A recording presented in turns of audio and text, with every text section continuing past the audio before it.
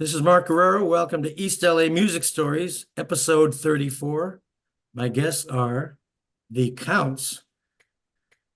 The Counts were one of the best bands in East L.A. in the mid-'60s. They made a couple of records, one as the Counts, another backing a female R&B group. We're going to talk about all that. Their record was even on American Bandstand on the Rate a Record thing, which we'll talk about that as well. But anyway, my guests are Don Viray, Right here. Charlie Montijo, Charlie? and Ronnie Wheat. Okay. Don was is a guitarist, Charlie lead vocalist, and Ronnie Wheat, legendary drummer. Mm. Ooh. Ooh, now you got to live up to that. Not a problem for Ronnie. No. So tell me how the account started. I think you have a paragraph there that might kind of sum it up really nice, Charlie. Yeah, well, this refers to the history of the band before I got into it. Bassist Tim Zamora began organizing the Counts back in 1963. After leaving the group, Bobby and the Esquires, still talking about Tim, the Esquires were headed by guitarist Bobby Guerrero, who was later recruited by Tim into the Counts in 1964. Mm-hmm. And when did you join, Charlie? Let's see. I joined, I guess, in 1963, right? Mm. And it was after an argument that their two vocalists got into at one of their rehearsals. That was Charlie Crota, who the guy was gorgeous. I remember him. The women, okay. Mm. And the women were just crazy for the guy. And the other guy was Eddie Valderrama. And he was such a great personality, a funny person, and he had a great voice. But they got into an argument at practice. Me and my friend Ralph Viramontes happened to be at that practice, and both of them stormed off. So we're just sitting there watching all the shenanigans and the excitement. And so Timmy was talking to the band. He goes, now we got to find a couple of singers. And so Ronnie pointed at me and Ralph, and he goes, hey, those two guys, I heard them harmonize. And so we went up, and I knew this one song that was in the key of G, regular rotation. And I said, just give us a key of G rotation, no bridge. And we did that song, Dream a Little Dream. Mm. La, da, da, da, da. And so we did that, and Timmy said, hey, you guys are in. We have a backyard job we got to do. So we started working on their song. Yep. So it usually starts backyard parties. Our first gig was that as well. So Don, when did you join? A little bit later? About 1964, 65, right there. I was the guitarist that picked up after Richard Mutsunaga went to Hawaii.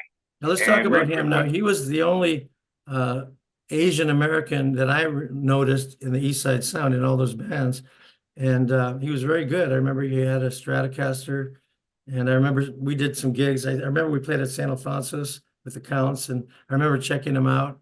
And so Matsunaga, he decided to go to Hawaii, or what happened to him? Family moved there, and during that time, Richard was playing with the Counts, and I was a good friend of Richard's. So Richard would show me how to play some licks and guitar, and we'd hang out at my house and practice together. And we were just real good friends, and he helped me to learn guitar chords and all of that. And that was my introduction to what led to being able to be a lead guitar player with a Counts and vocalist. Don fit in really quickly, and his solos were so precise. I mean, we kind of had a thing in the band at the time where you tried to do the music just like the record for the most part. Yes. And Don would nail those solos, so it was a great sound. So Ronnie, when did you join, and how did that happen? 63, in the beginning with Tim, and he got me in, and we took it from there, and I've just been with them ever since till 69. And as the band kept going on, I felt that Charlie should have been our leader of the group. And it was like him and Bobby Guerrero, but Charlie carries the baggage. They wanted to make me leader, but I never really wanted that. And part of it had to do with, you know, the way Tim Zamora ran the band, because Tim Zamora was the last word on everything. And, you know, and that was fine. You know, I just wanted to sing. So I didn't care. But when Tim left and they wanted to make me leader, I said, no, I don't want to be a leader. I'll be your spokesperson. Right. But I said, any decision we have to make goes to a vote. You know, I was never going to say, no, this is going to be this way or that way. And that's true, right? That's right. You can, right to now, right? Don't Right, you agree? right. Do you agree? Yes, I do. Okay. So what instrument did Tim play? Bass guitar. Bass guitar. Now, I remember I interviewed Tim a few years ago for the Great Day in East L.A. project, which was a whole other story.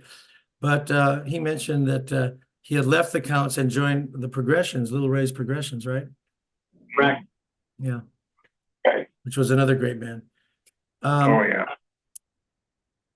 So Ronnie, you had a really good reputation. You know, I remember even in the 60s, you know, it was always like Ronnie Wheat, oh, he's a great drummer. You know, the word was around. So,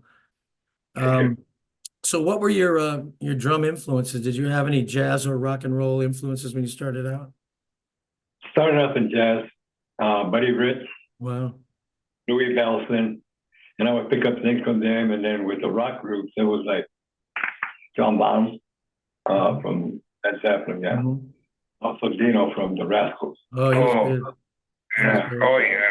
You know, I would pick up a lot of things like that. And like Charlie was saying, when we do their songs, we try to do it exactly with Don Viray, doing the leads and all that, like Dino from the Rascals. Or the Animals. Or the Animals. We had, if I can mention, Johnny Joe Ramos Yes. and Bobby Garola. Those two were the background vocalists, and they could hit those notes. It was a beautiful combination, having Charlie singing lead, of course, but Bobby Garola and Johnny Joe Ramos were awesome with the background vocal. Did Johnny Joe take Zamora's place, Tim Zamora's place? Yes. Okay. Yes. Well, Well, actually, we had a bass player in between, Larry Torres, okay. for a while. But then he left to join what was that group that used to dance a lot? I don't remember too many of the dances. The Enchantment? Yeah, the Enchantment. The Enchantment. Yeah, they wore green glitter. Glitter vests. Oh, that's Yeah. right. Right. And so he left to join them because he liked the show. And I forget who brought in Johnny Joe, but Johnny Joe could have been the lead vocalist on his own. His voice was far better than mine. He just had a great voice. Wow. But you know what? He didn't want to do lead. He did like one or two. He didn't want to sing lead for whatever reason. I don't know. But he used to really help me. You know, like he'd say, "Hey Charlie, the way you're hitting this note," he says, "it's not quite right. It should be here." And he'd give me the note. He just helped the hell out of me. He was great. I know Johnny Joe because in 1970, I played for about 6 months with the Emeralds. Remember the Emeralds? With Anthony? Oh, yeah. Oh, yeah. And Johnny Joe was a bass player. He left us to go with Anthony. Okay. So it was Anthony on guitar and keyboards, me on guitar, and Johnny Joe on bass, and Jack Diamore on drums. It was a killer band, and everybody sang, and we had great harmonies. And I remember, yeah, Johnny Joe was a great harmony singer and a solid bass player with a great sound, you know? You know, I didn't know you at the time, but I heard you guys over in what was it? It's on Atlantic Boulevard, some little club, right? The Luau Room or something like that. I don't remember. Anyway, I went in there, me and my wife, and I said, I can't believe these guys. I mean, it was like, I was ready to cream. We played in 70, we played the rock and roll show, and we came up on the elevated stage. Oh, And yeah. I don't know, were any of you guys there at that show? I was gone on the road already. Okay. Mm. But anyway, that was a great show, and we did, I remember I did a couple of Neil Young songs like Southern Man and Woodstock by Crosby, Stills, Nash and Young, and She Said by the Beatles from Revolver. I mean, it was a really good group. With those musicians and those voices, you guys, Oh, yeah. you could have done anything. Yeah, it was. That was, it was- in fact, I would say that was probably, for me, one of the best sounding bands to come out of East L.A. yeah, It they really were- was. Really was. I mean, but Anthony put that together. Yeah. I always thought Anthony was close to being a genius for me. Yeah. Great. But, you know, and so when he was picking musicians, I mean, Anthony's voice alone, geez. Right. However, I was going to say that that part of the reason they were so good is because Anthony was the leader and he was kind of, helping make sure the harmonies were right, the chords were right, and so they always sounded just like the record, right? Everybody used to think they probably sounded like the record more than anybody because he would go the extra mile. Most people, even like my group, we would make sure the chords were right, the harmonies were right, the words were right, but he went so far as to try to make the guitar sound like the guitar on the record, and the organ sound like the organ on the record. So it was like, Yeah. Was it Sammy Ramos with you guys also? yeah, he was there before I came in. He was there. If Bones. I may, I played with Anthony, with Bones, and Ray Nunez, who was a bass Oh, player. yeah. Yes, quite a character. So I played with him for a little while. Sure was. And I went back on the road. Yeah, Ray Nunez was a nice bass player, and he could sing great harmony as well. You probably know he passed away a few years ago. Yeah. Out here in the desert, he was out here. Right. So who started booking you guys? Did you have a manager, an agent? Did you get your own gigs? No, we had I don't know if you were there. We got Huey Montes. Oh, the cards is what we used. Bobby and I handled the phone calls. Bobby Guerrero and I. Right. But at one point we did get a manager. So And we would have the auditions at Arnold's grandmother's house, Yeah. a little room. Is that Seraphin? Is he the keyboard player? Yeah, Arnold Seraphin. Yeah. Remember the band cards? They almost all said "music for all occasions." Yeah. Our cards used to say "Baby We Burn," Maybe we burn. but we stopped putting that on after the Watch for Us. Oh wow, burn baby burn. Yeah. Yeah. So let's talk about some of the venues, and a good way to talk about it is I have a few flyers here I'm going to mention and see if it triggers any memories or any discussion here. But here's a show that my band, Mark and the Escorts, were on the bill with you guys, the Counts, and it was in the parking lot of Johnson's Market in the back, and we all played on the back of a flatbed truck. And here's the lineup. Not too bad. Check out this lineup. The Midnighters, the Night Themes, Ronnie and the Casuals. They were great. The Four Queens, the one female, all-female band. The Sisters, Ursi Arvisu. Little Ray Jimenez, baby. Little Ray. The Ambertones. Little Egypt. I don't remember Little Egypt. I don't know if you guys do either. Yeah, she was a little sister to the guy that owned that record. Mike Carcano. Mike Yeah. Carcano owned the Record Rack. Record Inn. Record In, that's it. And then the Blue Angels and the Vandells. So there were like 12 groups playing in the parking lot in the afternoon on Whittier Boulevard. And so do you guys remember that show and being on the flatbed and everything? I don't personally. Anybody remember? No, I do. He does. Okay, well, tell me what you remember about it, if anything. Just the crowd, just playing and just seeing the crowd. Yeah, It was packed. Yeah. And I also, here's another interesting thing. It's like all these shows we did, there was usually at least 5 or 6 bands playing the same night, and we'd each play like a half an hour. That was later, though. But they started out with maybe like 2 bands, and then they went to 3 and then to 4, and it got to the point where you were watching a band set up more than anything Well, that's what I was else. going to say. No, but all these flyers here that I have are from 64, 65 through 68, and they all have multiple bands, 4 or 5 Oh, yeah. bands, or So what I'm remembering is, like say in my band we were going to play at 9:30. We might show up at 9 o'clock, and some band is playing, and they finish, and they got to take their stuff off the stage, and we put our stuff on the stage. There was no back line. We'd set up. It would take 20 minutes, whatever. Then we'd do our set, get off, the next band get on, and sometimes we'd go to another gig, same night. Oh, yeah. Oh, yeah. Yeah, plenty of Yes. times, I think. Yes. But here's another thing. There were no monitors. Even the Beatles didn't have monitors. When they played the Hollywood Bowl, they didn't have monitors. Also, very few bands in the early days had PA systems. We would plug the microphone into an amp. Now, we had a PA. From 63? My mom bought me a PA for like $300 the year I was in the band. And then it had 2 little speakers that were like 9-inch speakers or something like that. Okay, You little crank- Yeah. I remember most bands at the beginning didn't have PAs. What were you singing through? I mean, Just the mic- plugging into an amp, like a Fender amp or something. But was somebody else using that same amp? In the early days, yes. It might be a guitar and a mic, you know? Yeah, because you get a good bass amp, you know, that's a good PA. Yeah, definitely. Okay, so here's another one. Okay, this says Easter Sunday Shindig. April 18th, 1965. And it says, check this out. The Superbs, the OJs, Avantis, Brenda Holloway, Harley Brothers and their classic band. And under that, Mark and the Escorts, the Counts, and I'm not kidding, about 15 bands. And it's Wow. Easter Sunday Shindig. And it was, where was the venue? Let's see. It says Union Building, 1824 East Florence Avenue.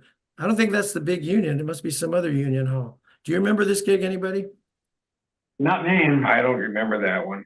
Because you know what, and like you said, Mark, you know, there were so many bands that played several places in one night. So you'd play, pack up, go to one place, go to Kennedy Hall, pack up, play, go to Montebello Ballroom. Right. All in the same night. So I think that's why some of the gigs we can't remember because there were so many play, go. Yeah, we got to the point where we were lucky. We were playing in a lot of places. Played a lot. Played all over the place. Hey, but not to mention that we are a little getting elderly here. And that was like 65 years ago. I forgot what I had for breakfast this morning. So it's hard to remember what happened in 64, you know. So, Oh, you got that right. That's very true. right. You rush into a room and you go, why did I come in here? What the hell? You know, this thing that, real quick, I'm sorry, this thing that we were reading from just now. Yeah. That's right. Our friend Tim recently passed away, and his wife, I was talking to her on the phone, and she says, look, I found this thing in Tim's drawer. I said, it's almost like he left it there for me to find. And she started reading from this. And I said, you know what, that really sounds familiar to me. And I said, I feel like I wrote it, but I'm sure I didn't. And then she got to the part where I mentioned me and my lifelong friend Harpo, which is Ralph Piramontes. And I said, oh my God, I did write that, but I couldn't remember. This was back in what, 99, I guess, 98. And you're referring to Tim. You're referring to Tim Zamora, who recently passed away. Yes. Yeah. So if you feel there's something there that would be interesting to read too, by all means do that. Excuse me, real quick. I was just referring to not being able to remember. Okay. Here's another one. See if anybody remembers this one. The Record Inn presents Showtime. Little Ray singing I Who Have Nothing, The Midnighters, Ronnie and the Casuals, The Sisters, The Counts, Pat and Lynn, Mark and the Escorts, Vandals, Little Egypt, and the VIPs, who later became El Chicano, all on one show, June 5th, 1965, at the Boulevard Theater. I don't remember that. We played in front of the screen. Yep. Wow. Was it Little Egypt wasn't there? Yeah, she was. Okay. Yeah. So you remember that? Did all of you play there or just Charlie? You remember playing? I remember. No. Yeah, I remember. I remember also we played a rock and roll show at the Golden Gate Theater. I don't know. I never if that played rings- there. Yeah, we played there one time. Yeah. And that was a lot of fun, you know. Oh. All right, here's another one. Those are the ones that my band's on the same bill with you guys. These, we're not on the bill with you. But this one is a Silesian Rock and Roll Show, May 16th, I'm guessing 1965. The Edelons, the Counts, the Relations, the Precisions, the Goofy 6+1, the Velvetones, the Enchanters, Parley Brothers, Emeralds, the Ambertones, Progressions, the Invaders, and the Little Heartbreakers. Was it your first rock and roll show, or did you play some before that? I think that was our first. Okay. Yeah, I played at that one. And we were lucky enough to come up on the up on the center stage, the hydraulic one. Wow, That was always the coolest thing. Because they had two stages. They had the regular stationary stage behind. So the curtains would open, a band would play. They'd finish, curtains close, and then the other band come up right away on the hydraulic stage. Meanwhile, they're setting up the next band. So unlike the other gigs we were talking about, it was band to band to band. Now, that was also true about the Montebello Ballroom. I don't know if you guys remember. There was a stage down below in the corner, and there was a stage up above. So there was Yeah. always a band, up above, down below. So there were no breaks between bands. Did you guys ever play on that top stage? Always got at the top one. Yeah, oh yeah. Yeah, and I would have friends that would carry my drums up there. At the end of the night, I was by myself carrying them down. Well, what about the stairs leading up to the ballroom? You had to go up a bunch of stairs to get to the ballroom. And then you had to go up more stairs to get to the higher stage. Yeah. And then I remember carrying a B3 up there with the emeralds, it's like, Oh yeah, yeah. and a Leslie. Yeah, we had two Leslies, as a matter of fact. Yeah. And I remember the Roger Young was the toughest one. But getting back to that rock and roll show you just mentioned, you said the Goofy 6+1? Yeah. Plus one. That was Johnny Joe's band. Oh, really? Yeah, he was the bassist for that band. And that was Wow. before he was in the Counts? Oh, yeah. yes. Okay. Okay, here's another show. This one is at, do you remember the Dom Polsky Hall? Oh, yeah. Yeah. Mhm. And this one has the Standells, who had a national hit with Dirty Water. Remember that? Oh, okay. Dum, dum, dum, dum, dum, dum. All the bands. Complex played song. that. Huh? So that was such a complex song. It was really- Right. 3 chords, 1 lick. And the Counts and the Prophets. You guys remember the Prophets? Oh yeah. They were a good The band. one- They were another good band. Yeah, Tommy Fuentes was a singer and I believe the bass player. But he was my neighbor across the street when I lived in East L.A. I lived on Winter Street, and the Fuentes family lived across the street from me. And so Tommy and he was playing with the Prophets, I was playing with the Counts, and so we would share stories together. But he went on to sing opera. Wow. He actually was an opera singer. He was on some in the Philippines. He was on some LPs, but he was beautiful singing.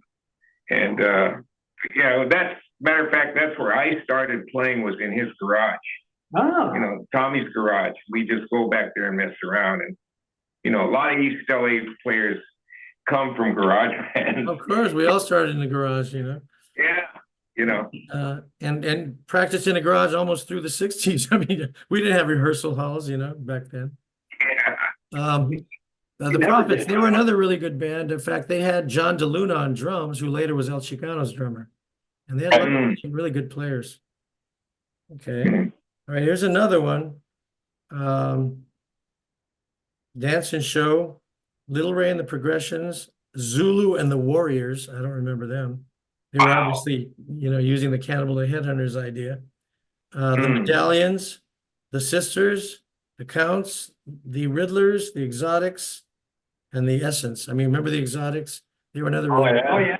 They were one of our big rival bands. I thought those kids are really good. Their older brother played for the Abertones. He was the Eddie. bass player. Eddie Eddie. Delgado. Yeah.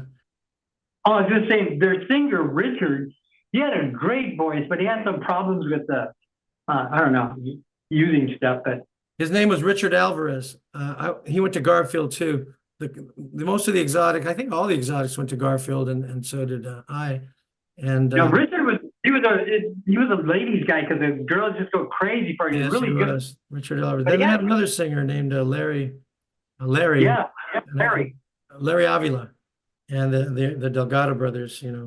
Danny and Bobby, guitar and bass. They were really good. They were really good. And this gig was at Lincoln Park Gym. Remember that? Oh, yeah. Oh yeah. Yeah. Okay. I was gonna say, we actually bargained to play outside, because I just didn't want to do the gym. I wanted to play for that whole place, and they let us. Oh wow. So so that was really cool. We played for the Ducks. The what? We played for the Ducks. Yeah. Okay, here's another one. Check this out. Okay, this happened a couple of times. Movie and Dance, Big Union Hall, Little Ray, Progressions, VIPs featuring Clarence Playa, the Apollos, the Enchantments, the Prophets, and the Counts. God, I Wow. wonder where those movies are today. I wonder if somebody has a copy of these movies. That'd be incredible. Yeah. Really. And that was at the Big Union. We all remember the Big Union. Remember that big, long, skinny stage? Oh yeah. They could set up like 2 or 3 bands, and there would be no breaks, because it was the whole side of the one wall was a stage. There was a big union and a little union. Mhm. And the Little Union on Goodrich, that's another story, yeah. Okay, now here's another one. September 12th, 1965, Tahitian Village, remember that? Oh, yeah. In Downey? Tony. This one's Little Ray, the Edelons, the Ambertones, the Enchanters, Aladdin's Band, and the Counts. Now let's talk about the thing, okay? Now the first band to do that was the Midnighters, and they had a right to, because they were the most popular band at the time. And so they became, we're not the Midnighters, we're the Midnighters. So after they did it, everybody else became the Counts, the Ambertones, the whatevers, And you guys remember that? Oh, I remember it well because I hated that because I really did. It's just the Counts. And for me, if you're going to say the next word has to start with a vowel, like the Ambertones or the apples or the oranges, but not, the penguins. So, because this was proper English. And that's because we went to Cathedral High There School. we go. Oh, yeah. And also the sounds like a biblical thing. Thou and the Midnighters. boy. They didn't mean it that way. Okay, here's another one. Rock and Roll Show, May 30th, 1966 at the Golden Gate Theater. This is the one you were talking about. Yeah, Kevin. that's what I thought. Cannibal and the Headhunters, the VIPs, Ambertones, Enchantments, Exotics, Emeralds, Exciters, Jaguars with the Salas Brothers, Stephen Rudy Salas, later became Tierra, Counts and Medallions. Donation, $1.75. Now they called it donation because they couldn't call it admission because it was a teenage thing. But right, $1.75 was meant something back then. Yeah. You could buy a lot. Oh, of yeah. $1.75. Get 4 pastrami's at the hat for You could get like at least 7 hamburgers at the hat. Okay, here's another one. This is the last one, actually. This one is actually May 31st, 1968, Roger Young Auditorium, big dancing show. The Village Callers, they were very popular with their song Hector. The Counts, the Royal Checkmates. It even said the Village Callers as well. Now, getting back to the Roger Young, I just found out about a year ago or so that I didn't know that across the LA River in Little Tokyo, there was a whole other music scene of Asian American bands, mostly Japanese American bands.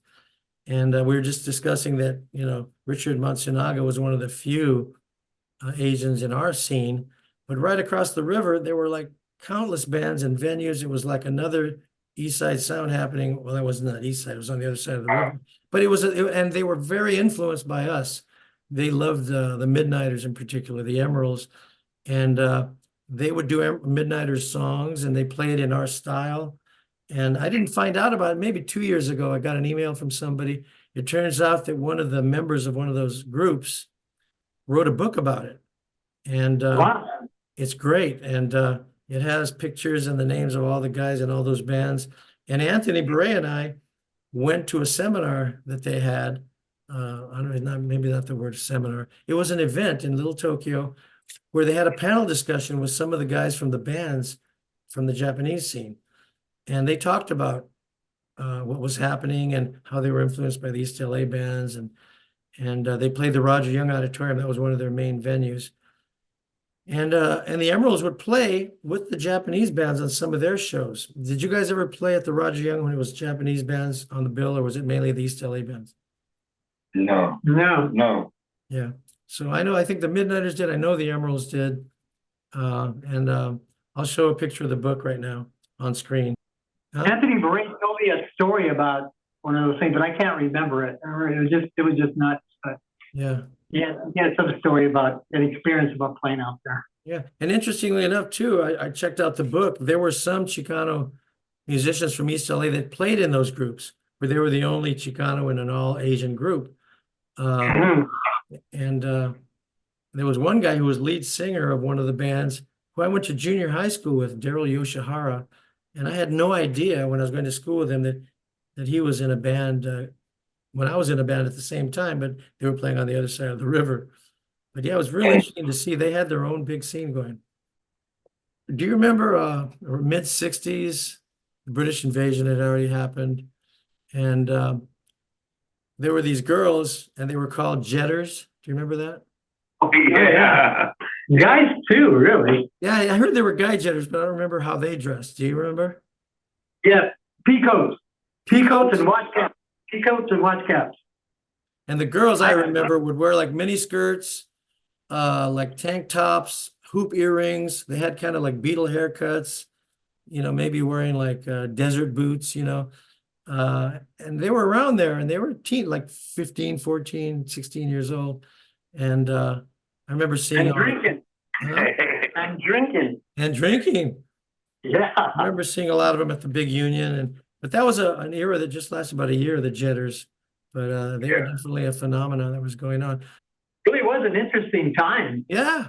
And getting back to the British invasion, it affected all of us. Like speaking for my band, Mark and the Escorts, when we started out in 63, we did like virtually all surf songs, Ventures, Pipeline, Wipeout, all that stuff. And we were doing instrumentals mainly. We do blues or whatever. And then we got into doo-wop and R&B and rock and roll. And then the British invasion happened and everything changed. And we started doing Beatles and Stones. And so I'm sure you guys went through a similar kind of a thing. So tell me, how did the British invasion affect your band? Did you start doing songs by the Kinks or the Rolling Stones or whatever? Tell me about that. Anybody? I enjoyed that scene, but we would do some songs. We did a lot of British songs because they were just so popular and a lot of them were so good. But we always had soul songs in our pocket, and we had brass, so we'd utilize the brass on those songs and all that. Tops. Yeah, Four Tops. Yeah. We were so lucky, man, because we were in that period in the 60s where it was, the British invasion happened. At the same time, Motown was big. Yes. Stax Volt, Wilson Pickett, Otis Redding, Sam and Dave, James Oh, Brown. yeah. It was all happening at the same time, and we were influenced by all of it. We used to do James Brown songs, Motown songs, Stax Volt, alongside Beatles and Stones and Kinks. we used to do an Etta James song. She did the Tell Mama. Yeah. Well, we did that song because we had the brass and it was Tell Papa. But man, we used to get a great reaction every time we did that song because nobody else did. Mm-hmm. What kind of a brass section did you have? Like sax and trumpet, or what'd you have? We had Bobby Rodriguez played with us. Well, Bobby Rodriguez did our first recording, and that was his first solo that he has ever done. On the record, Someday I'm Gonna Get You. Yes. That's his first solo. But we had baritone, tenor sax, and trumpet. Wow. Yeah, Bobby Rodriguez, one of the great trumpet players and musicians to come out of East L.A. Still active. Fantastic. We had a guy that came into the band much later, and in that second part of maybe not. But at any rate, his name was Gus Ramos, and he played with this group from UCLA, and it was actually Anglos doing mariachi music, and they called themselves Mariachi Uclatan, UCLA. Oh, yeah. UCLA, right? I know about them. Yeah. And when he came into our band, he started teaching us all these, Mexican songs like Por Cien Años, stuff like that, and corridos. Right. We all played corridos, right? right? If you played a wedding dance or a presentation, you better play a corrido or two. Right? And people would get in a big line and crash into each other.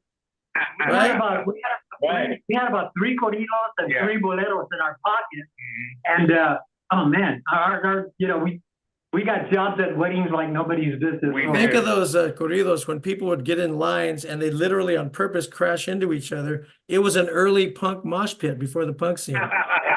They were punks, man. Yep. It was the effect of Budweiser also.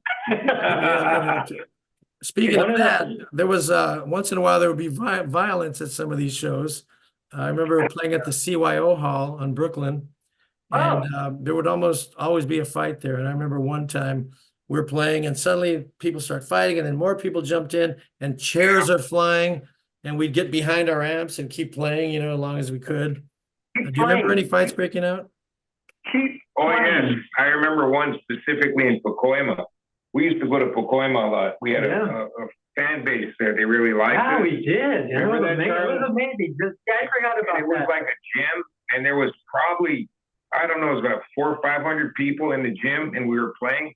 And the fight started out in the middle, and it spread. It's like a pebble in the water and gets spread. It started to get kind of crazy, and Johnny Joe was with me, and Was that era- upstairs? no, Okay.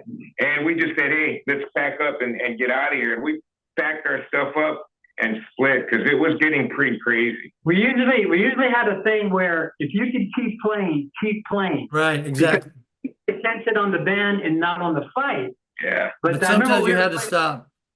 No, we too were bad. playing at the Largemont Hall, Largemont Hall in Hollywood. Beautiful place. I mean, just mirrors, chandeliers everywhere. Place was gorgeous. And a fight started in the middle. And I was looking at the guys and I was just going, keep playing. So we were, still doing our song. And then girls came rushing out of the fight because there were girls in there too. I think it started with girls, and they were taking off their heels and then running back in and just hitting people. That's right, and that you could see it from our vantage point. It was like a circle, and like Don was explaining on another one, it just got bigger, bigger, and bigger, and then metal chairs started flying across the hall and hitting these mirrors behind the bar. Yeah. It was just incredible, and we finally stopped, and we were trying to get our girlfriends because they were like in front, get them away from the tables because the fight it kept going, kept getting bigger and bigger and bigger. We were trying to get them on stage, and the stage was like, this high. It was so we were standing there pulling them up. And, there was one time the shots broke out at some gig that we were doing. I can't even remember the place, but it was on the south side of LA. Also, a lot of times there'd be fights breaking out at the wedding dances. Some uncle would fight with some other relative. Yeah. You mentioned the record, so let's talk about that. How did your first record, the 45 you guys had out, how did that happen? Who hooked you up? Ronnie's touching me. I don't know. Oh my God. I don't remember a lot. I don't remember a lot either. Jack Brown was really instrumental in getting all that. And but anyway, we were his band, and we performed that Someday I'm Gonna Get You. And Ronnie, his drum work was incredible. And Johnny Joe, all that combination, we sounded good on I that think record. Bobby Garola was our connection to Jack Brown. I think Jack Brown, okay. There you go. Because Bobby Garola was in bands for so many years. And he hooked us up with this Jack Brown, and he came down, and Jack Brown was just a real quiet-mannered guy. Yeah. And, he heard us play, our cover songs and all that, and he was interested in it. And he came down and he said, I want to write a song, and maybe you guys could write a song. We tried, but we couldn't come up with anything. So he wrote that song? Well, I think he took credit for it, but actually it was his friend that seemed like he was the one responsible for the actual song. And he just came in and he just said, look, this is how it goes. You better watch yourself now, girl. And he had a real rough voice. So he sang it to us, and the guitar players and Dave and Ronnie, they all started trying to pick up chords for all that. And then, my style of singing it was going to be different because I didn't have that kind of a voice, really. But so it was just cleaner. It wasn't as soulful. And the song went along, and it turned out pretty good, I thought. What about the flip side? Who wrote that, and what was it called? So Far Away? That was already written. Yeah, that was an established song. Well, going back to Someday I'm Gonna Get You for a minute here. That was the record that was featured on the American Bandstand. Yeah. Charlie said twice. Yeah, twice. And Dick Clark made a comment about the band. Yeah, they had us on because they used to have this one portion of the show where they would play a new song, and then they'd have 3 people that would be there, and they would judge it on how good it was. Right. They played our song, and anyway, we got just high marks to the max. Yeah. It was really positive. And we were excited as all hell. We thought we were going to be famous in another couple of weeks. But anyway, he played it again. We were. And they were only for a couple of weeks. Nationally there, national publicity. I remember it would always be the girls would say, I'll give it a 5. Can you could dance to it? You know, that kind of thing. Exactly. But anyway, he played the song again like about 3 or 4 weeks later, and it got even higher ratings than it did the first time. He says, you know, the reason, I just played this song last month, and he says, and the reason I replayed it is because I thought the band had actually infiltrated, you know, the guests there and got them to vote higher on it. He says, but nobody knew that I was going to play this one this time. He says, so I'm really surprised. But it, you know, I heard it sold records in Europe or something like that, but I don't. Well, that's where promotion comes in. That's where the company should have jumped all over it, but it was a small label. Maybe they didn't have a lot of power for that. I think that was the issue too. He tried to sell the song to record labels, and Dynamo, something like that. He didn't have any connections either. So yeah, that was on Highland Records. Yeah. And then you guys did another recording where you backed up these females. Tell me about that and how that happened. That was another deal we went on with Jack Brown, and excuse me, it was a really beautiful group called The Voices, and they were vocalists from, I believe, South Central. Yeah. They were really nice, as you could hear the recording on YouTube. But Jack Brown utilized us because he had a free band, and we were a good band. Yeah, it's free though, you know. But like I was saying, we were young, and we were, you know, we had the talent to back them up and sound good. Plus, you enjoyed playing, you know? And you enjoyed playing. So back then, it was like, hey, yeah, we'll play. Yeah, you know? All of us, like our first record, you know, Get Your Baby, GMP Crescendo. We never signed anything. We didn't know about contracts. Oh, we get to record, great. And you go to the store, you don't get paid, you don't sign a contract. You know, it's the way it was, but we were all thrilled to record, and so many of us were lucky to get to record out of East L.A. at the time. Well, especially those recording studios. I heard they could be impressive. We were in a garage, and all the walls and the ceiling of the garage were covered with those things that eggs come in. Right. It worked. It worked. It really did. So, Charlie, I asked Ronnie about his influences. Who are your vocal influences? Oh, so that'd be tough, you know, because there's probably so many. But what was his name? But the guy with blood, sweat, and tears. David Clayton Thomas. Yeah, I liked him a lot. And then obviously, you know, he could hit those notes. You know, the Who with Roger Daltrey. Not so much about Roger Daltrey also, but I was actually a big fan of Townsend. So you know, I always thought that was just such a beautiful voice, and you know, beautiful voices for me. And Townsend, it was just gorgeous. I mean, even after the Who, you know, I'd be like the Empty Glass album. You know, I'd sit there and I'd listen to that thing like over and over and over. And what about your R&B singing influences? Basically that was like the Four Tops, the Temptations, you know, and all of those like that. And Etta James, I always loved her, so that's why we did that one song. But, my influence as far as playing guitar was definitely Richie Valens. I loved Richie, and I have his first album that he made, the one with his picture on the front, was a big influence. Santo and Johnny. You know, that style and the completeness of the sound. Sleepwalk.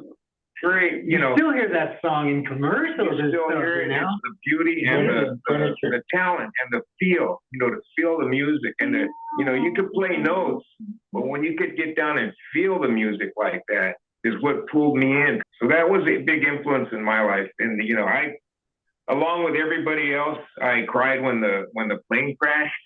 You know, and I couldn't believe it. But Richie was a big influence for me. You know, real quick though, as you asked that question, I'm thinking back. My early influences were like Johnny Mathis and who was the other? Tony Bennett. But yeah, just because we happened to have had those albums at home, you know, when nobody was there, I'd actually stand in front of a mirror and imitate, you know, be those guys and stuff like that. So I used to enjoy Bobby Darin. Oh, yeah. yeah. That was great. Okay, Bobby Barron, yeah. Yeah, he was great. Yeah, he was great. He was great at the big band stuff like Mac the Knife, but then he could do Splish Splash, or he Yeah. could do If I Were a Carpenter. You know, he was very versatile. They thought he was black when he came out with Yeah, Splish. he sounded like it. Yeah. Absolutely. I also like, if I can mention this, we played at the Teen Fair at the Pantages, wasn't it? Yeah. Outside, but I think I did it for 2 years with the Counts, and that was awesome. Going out there and playing in that venue in that area was pretty cool. That was Bobby Garola also. I have pictures of that. Go-Go Mark, I dancers can send them behind to you. us. Was that at the Pantages or was it at the Hollywood Palladium. Palladium? Palladium, I'm sorry. How'd you do? Wasn't it like a battle of the bands? Yeah, they called it that, but I don't know that it was. You know, I think the Carpenters won that time. Really? there were a lot of Yeah, Wow. yeah. there were a lot of surfer bands, and you know, you'd have a band start playing, and people would be wandering around, and so depending on the band, you'd have people come up and listen to them. And we started playing, and in fact, I remember that one song. I think we even opened with it. Was love makes the world go round. Yeah. That song, and all of a sudden, people started Yeah. coming up, and man, we just had this big crowd, Yeah, and they stayed the whole time because we started, using our brass section and stuff Yeah. like that. And everybody was like, We also had instrumentals that were popular at that time, R&B instrumentals. So we play those. They sound really good, really good. We used to do Watermelon Man. Yeah. Oh yeah. That was one of my best. When you guys played at the rock and roll show, they would often usually record them and put out those albums. Were you guys on one of those rock and roll show albums? Take the first one or the 20. No, we heard a few of them. I think at What least- songs did you record in those shows that came out? Girl of My Dreams. That's the only one I know of. Girl of My Dreams, but I don't remember Another one. being on the Salesian one. I don't remember any more other than that. I think that's in volume 3. Anyway, 3 or 4. Girl of My Dreams. So now, how did the Vietnam War affect you guys? Did anybody get drafted? Anybody join the army? What happened there? I was drafted in '68, and that was my end to playing with the Counts. But they took my guitar and put a rifle in my hand. But I did not go to Vietnam. I wound up staying in Fort Belvoir, Virginia, in the engineering center there. So I had orders for Vietnam at least a couple of times a month. But I was an instructor there, engineering instructor, and also the commander of the Fort Belvoir drill team. So, and I got, by the way, I picked all that up from being at Roosevelt, having the ROTC program. So I took, and we had a first place drill team in Roosevelt. We were really good. And the military effect mindset that I learned from Roosevelt helped me to succeed and even better. Being in the Army in Fort Belvoir, I actually left the Army as a staff sergeant, which is awesome for 2 years. So I was at E6, and I came very close to re-enlisting, but I didn't. But that was a big change. Did anybody else wind up in the military from your group at that time? They didn't want me. There was one other person. Was it Bobby? Garola? Bobby Garola? I don't know. Yeah, see, that's what I have on here, but I can't even remember Bobby Garola going in. I was in the Boy Scouts till I had an interesting experience with the draft, but nothing that I would like for everybody to know. Okay. Don said he went to Roosevelt. What high school did you go to, Charlie?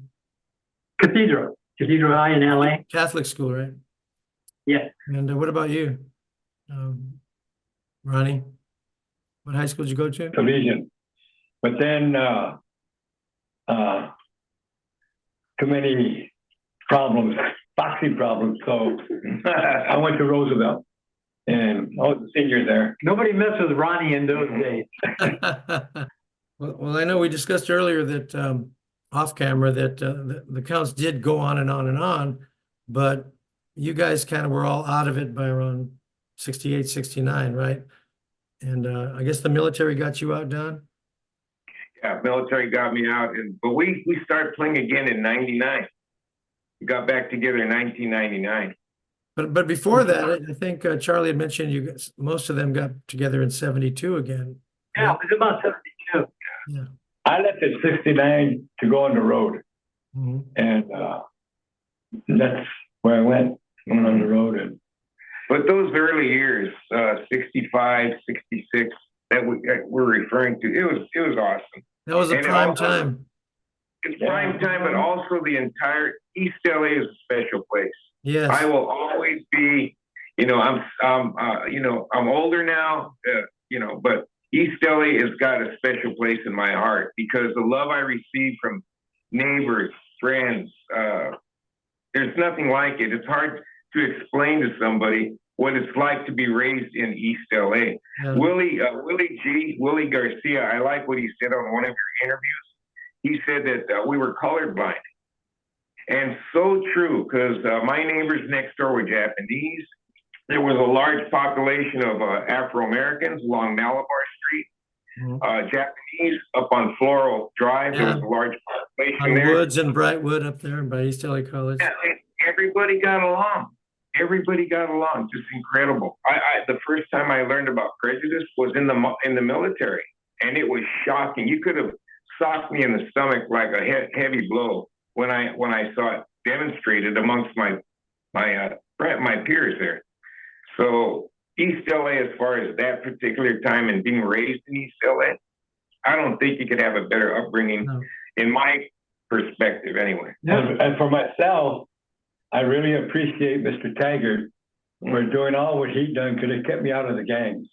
In Salesian, he And, was the music teacher at Salesian. Yes, for Our Lady of Lourdes and Salesian. That's right. That's right. But not just Our Lady of Lourdes, all the Catholic schools. He would recruit people to play for his band at Lourdes. Right. Because my friends were playing over at Lourdes, and they went to Soledad. Mm-hmm. Right. So I just thank him for that, and I love East LA, man. Yeah. I grew up in the projects, in the East LA projects, Maravilla, for first 9 years of my life. And, I look back at those days, and they were wonderful times. And we had white people living there. There were black people living there. Yeah. Nobody thought anything. I mean, you knew somebody was white, you knew somebody was black, you knew you were Mexican, but there was never any conflict, related to race or anything like that. And everybody got along. Everybody got along. Like I remember the Maravilla projects. They were like little pink houses for you and me. You're talking about the original ones, right? Yeah, right. Yeah. Whenever I tell anybody that, I was raised in East LA, they'll say, well, they'll say, where? And I say, where El Tepeyac is? Manuals? Think, oh, yeah, well, about a mile and a half east of that. So that's my reference point. Everybody says, yeah, I know El Tepeyac Manuals. On Evergreen, yeah. Yeah. Speaking of East LA, it was a magical time and place. And it just happened spontaneously. Nobody planned it. Nobody, there was just a time when rock and roll was young, and electric guitars are coming around, and people were forming bands, and all this music was coming out from all over the world. All the different kinds of music we just discussed, and you had all these bands and all these teenage venues. That doesn't happen anymore, and it probably hasn't happened since, where there's just all these places where teenagers can go and dance, and all the bands that can play these venues. It just all happened like this big bang, and all these bands appeared, and we didn't even think about it. It's just the way it was, but it was incredible to be a part of it. And also we would cruise the boulevard and pass out our cards. Oh, yeah. Yeah. It was a good way to say hi to a girl that wouldn't talk to you otherwise. That's right. That's right. But imagine during the 60s, that's when the British invasion happened, and the Beatles and Dylan and like I said, James Brown, Stax Volt, Motown, Sinatra. I mean, the music was incredible, that we got to draw from. So many different directions. Yeah. And it was all being played on the same radio station, KHJ, KFWB, KRLA. They all played.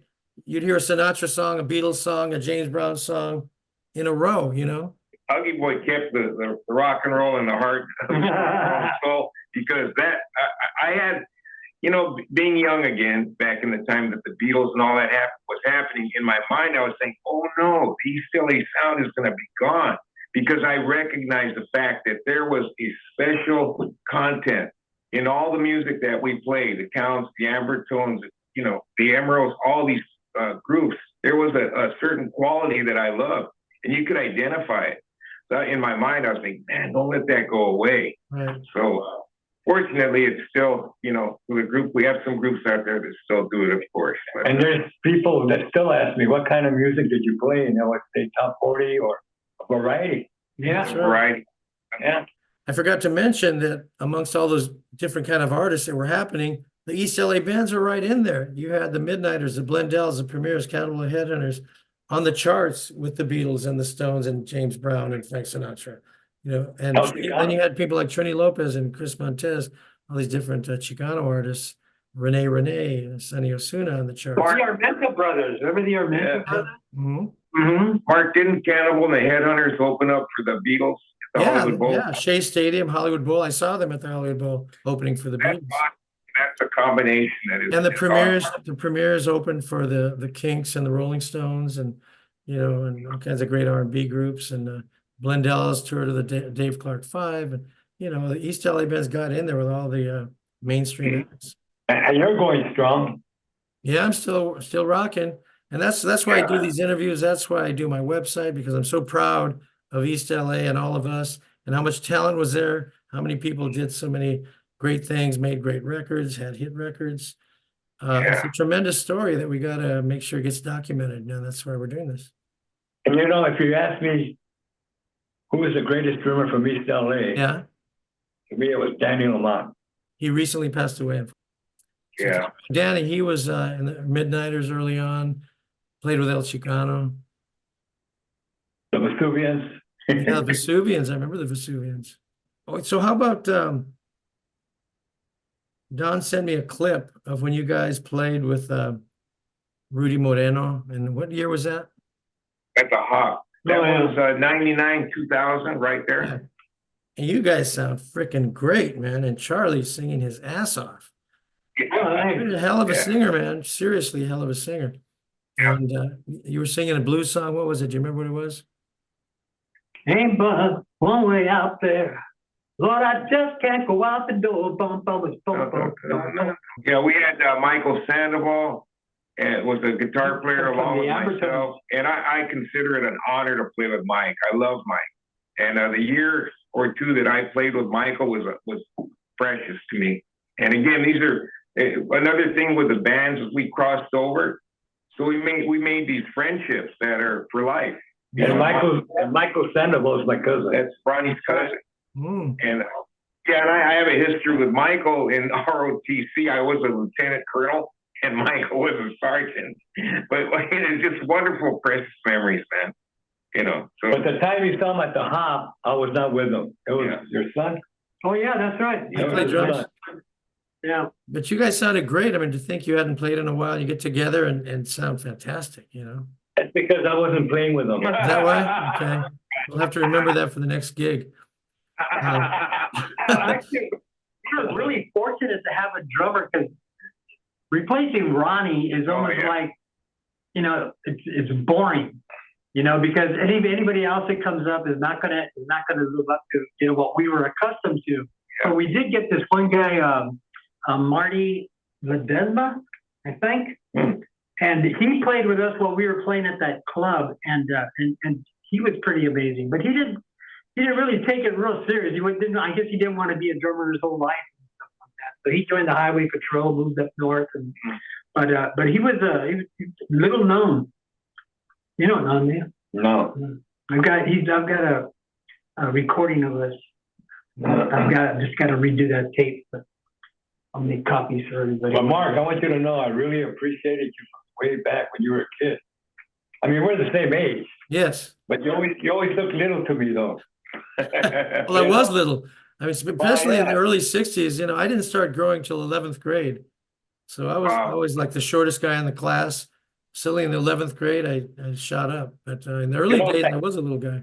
What? It's like Art Eduardo, who was our sax player when we first brought him in. That baritone sax was about as tall as him. Yeah.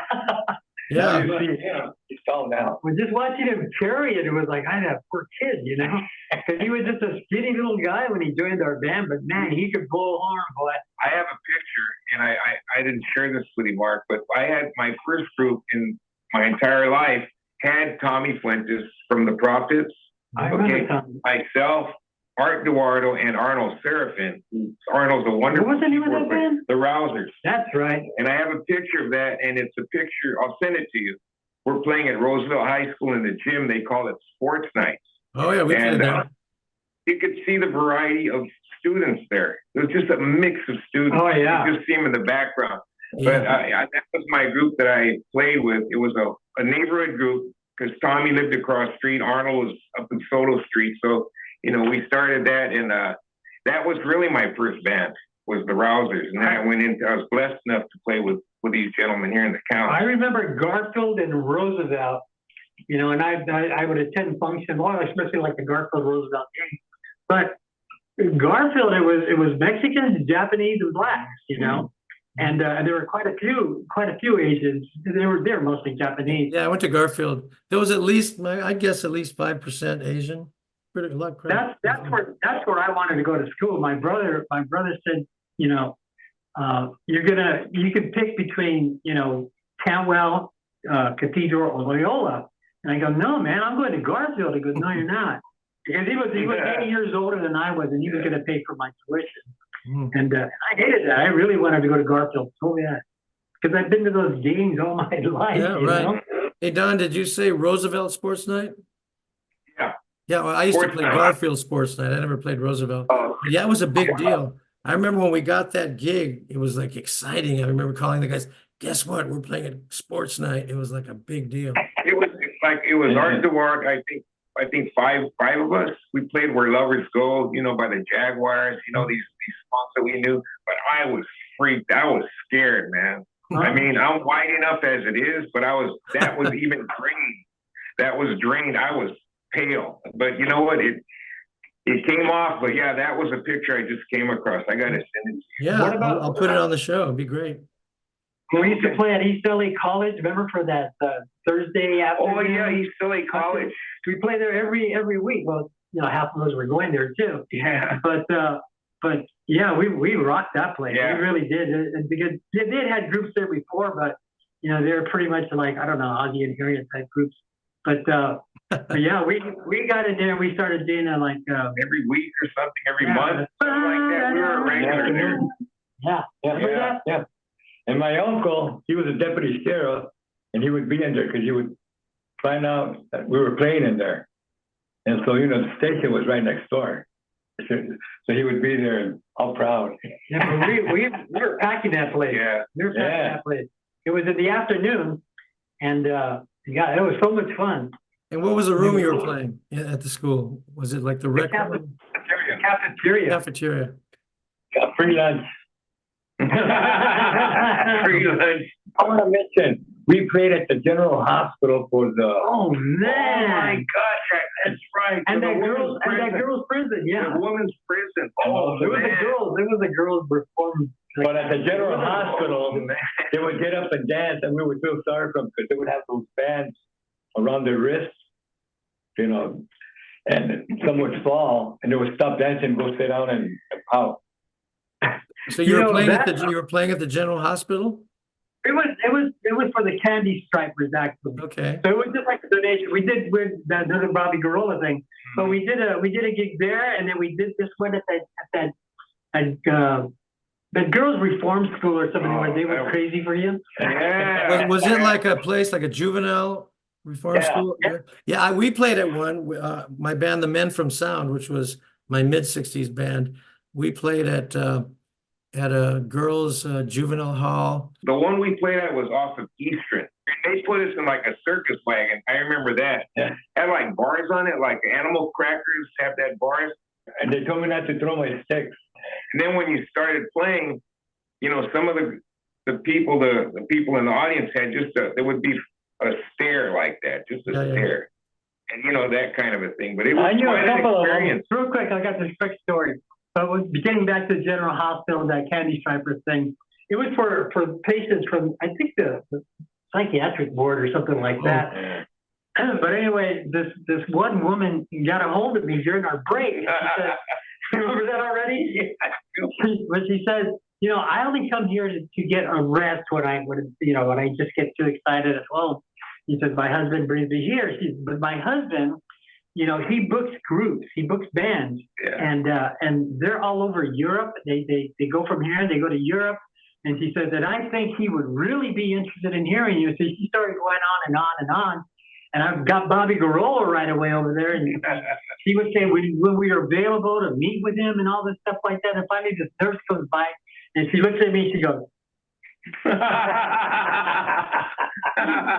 our hearts broke. We thought we were going to, you know, to Europe. I think I remember the ladies' jail you're talking about. It's the one on the hill there by City Terrace. Yeah. Yes. Yeah, ours was somewhere in Pico Rivera, but it was amazing because you had all these 15, 16, 17-year-old girls who were locked up. We went in there and they looked at us like pieces of ham, you know. I think we saw one too. I think that's where the girls were. You threw sticks. What's the name of the hill, Robert? Civil Brand. Civil Brand. Civil Brand, yeah. What's the hill called? We used to call it Flat Top, but Biscaloo Center. That's what it was called. Biscaloo Center up there on the hill. We called it Flat Top. Civil Brand. Yeah. So did we miss anything else, or should we say, you know? I gotta say that the musicians I played with in the Counts, Albert Barron, Tommy Cavanaugh, the people that, you know, Bobby Guerrero. I am so blessed that God's allowed me to play with these guys, you know. And of course, Ronnie and Charlie, they're like, we're family right here. We don't see each other a hell of a lot, but when we do, we're still brothers. We really are. But the musicians, you know, that came across and we've seen and have met, that I've met, and also in the other bands. That's why I keep extending it, because East L.A. is such a great place. Yeah. We're all like family. And so, you know, being with the Counts and running across these musicians, and of course, Anthony Viray and the guys, the other bands, yourself, you know, and thank you, by the way, again, for doing what you do to keep these memories alive. Yes, thank you. Yeah, Mark. You know, otherwise it'd fade off into the desert. But thank you. You add to that, man. Thank you. So Ronnie, you still, speaking of Anthony, you've played with him. Oh yeah, that was like in this is 2000. Huh? Oh, well, no. But I played with him in 1970. Oh yeah, that was we went to Bakersfield. We went. Oh yeah. Went to Bakersfield. Went to a few on the Holiday Inn circuit. But yeah, Anthony to me we sounded like Three Dog Night, because I always think some. Ronnie can sing. That boy can sing. But you also jammed with him like 5 years ago or 4 years ago. I remember hearing about that. Yeah. Oh no. Yeah, we did this neighborhood block party. Yeah. In the city of Rosemead. Yeah. And it was Anthony Viray, Fred Gonzalez, who was original drummer for the Emeralds, Mike, the white, guitarist. Mike O'Brien? Yeah, Mike O'Brien. He comes to breakfast with us every month. Mike does. He's a really nice guy. And Ernie, who's a sax player, I don't know his last name, but Ernie, he's still playing. And the bass player was Alfredo.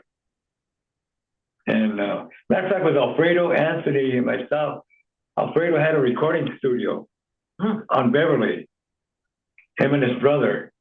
And Anthony called me to see if we could do some recordings. We were going to do a commercial, but it never went through. We did the recordings, but that was about it. But Anthony and I, we always kept in touch. Do you still play now at all, Ronnie? Once in a while? No, I play every Sunday at in Arcadia. Mm-hmm. It's called the Hills Church. Mm-hmm. And so I'm there every Sunday. Cool. But I didn't think I was going to ever play again, because I came down with this cancer. Mm-hmm. But I just thank God he took it away. Mm-hmm. All right. And congratulations. 50-50 on the vocal cord. It's an amazing story. And, matter of fact, Albert Barron, right when they were taking me in for the surgery, he was there to say a prayer with me. And when I came back out, they said maybe 50-50 on the vocal. So when I came home, when they were waking me up, Mr. Wheat, I looked at the Filipino nurse. I go, can you hear me? She goes, yes. I go, praise God. But yeah. Oh, yeah. That's when you met when you were in the hospital, when you met my grandson. Right. They're gonna go see you on June 2nd. Oh, are they? Yeah, yeah. Y'all playing June 2nd at Stevens Steakhouse with the Blue Satins. Well, you played with them. That's right. In fact, I think I was there. Yeah, and you have Gilbert Stokes on vocals, Danny Right. Diaz. I'll be there June 2nd. And, but back in the days, when I wasn't playing with the Counts, if we didn't have a gig, when John Bencourt was ill or something happened, Mr. Pete Ventura would pick me up and I would play with them. The original blues band, yeah. I went to grammar school with Ventura, so I remember them. And I was going to say, that's another good drummer, though, Johnny Bencourt. Johnny, So Ronnie, I was at Stephen Steakhouse maybe a couple of years ago, and I heard the Blue Satins. Were you playing with them then too? I played just one song. Okay. And Frank says, "Oh no, we're going to be using you." He said I couldn't play no more. Where does Frank come from? He's with the Blue Satin. No, I know, but from before, was he always with the Blue Satins? Yeah. Oh. Yeah. And the Blue Satins, they're back together now, and they've also been using Larry Rendon on sax. Yes. Oh, wow. I'm going to interview Wow. Larry Rendon like next week. It's going to be real interesting yeah? because he was with the Midnighters from day one, since before they were the Midnighters. You know. Yeah. Yeah. Oh, excuse me. Dude. Yeah, I remember the Blue Satins when Pete Ventura Mhm. was the keyboard, and I'm trying to think of the vocalist. But Pete Lopez, his brother Eddie Lopez, or somebody like that, he's one of the vocalists, I believe. But yeah, I remember them for the I'm mine right now. way back then. So thanks a lot, guys, for doing this. I really appreciate it. Thank you. You're welcome. Thank you, Mark. Thank you, Mark. Okay, well, I hope to see you guys soon. Maybe we can go have a burrito somewhere, you know, Sounds good, man. in Boyle Heights or something. There you go. Okay, man. Talk to you guys later, man. Thank you. Thank you, Mark. Bye-bye. Bye-bye.